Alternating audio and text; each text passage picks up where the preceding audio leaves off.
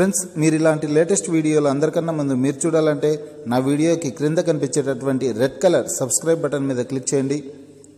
ఆ తర్వాతనే వచ్చేటటువంటి బెల్ ఐకాన్ మీద క్లిక్ చేయండి. ఫ్రెండ్స్, అందరికీ నమస్తే. నా పేరు హరిప్రసాద్. మీరు చూస్తున్నారు Telugu tech targets YouTube channel.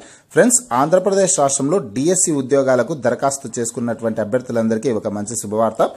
DSC పరీక్షలను 2 వారాల పాటు వాయిదా వేస్తున్నట్లు ఆంధ్రప్రదేశ్ మంత్రివర్యులు గంటా శ్రీనివాసరావు తెలిపారు. ఫ్రెండ్స్, దీనికి సంబంధించినటువంటి వార్త పత్రికల్లో కూడా వచ్చింది, ఇక్కడ చూడొచ్చు.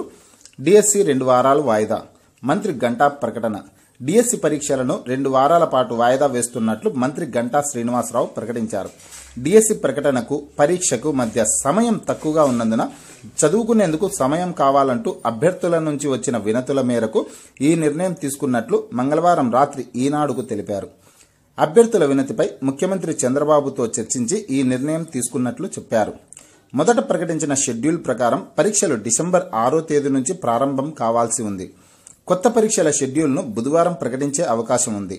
డిఎస్సి అన్ని పోస్టులు కలిపి 7,729 ఉండగా వీటికి 6,08,157 మంది దరఖాస్తు చేశారు. వీరికి పరీక్షలు నిర్వహించాల్సి ఉంది. అభ్యర్థుల కోరిక మేరకు దరఖాస్తుకు 2 రోజుల గడువు పొడిగించిన విషయం తెలిసిందే. డిఎస్సి వాయిదా కారణంగా పరీక్షా కేంద్రాల ఐచ్ఛికాల సమయం సైతం మారనుంది. పోస్టుల సంఖ్య తక్కువగా ఉందని పెంచాలనే డిమాండ్ అభ్యర్థుల నుంచి వస్తోంది. డిఎస్సి పరీక్షను ఆన్లైన్లో నిర్వహించాలా, ఆఫ్లైన్లో నిర్వహించాలా అనే దానిపైన విద్యాశాఖలో చర్చ జరుగుతోంది.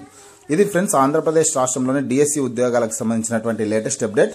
ఫ్రెండ్స్, మీకు ఈ వీడియో నచ్చినట్లయితే లైక్ చేయండి, షేర్ చేయండి. ఈ వీడియోకి క్రింద కనిపించేటటువంటి రెడ్ కలర్ సబ్స్క్రైబ్ బటన్ మీద క్లిక్ చేయండి.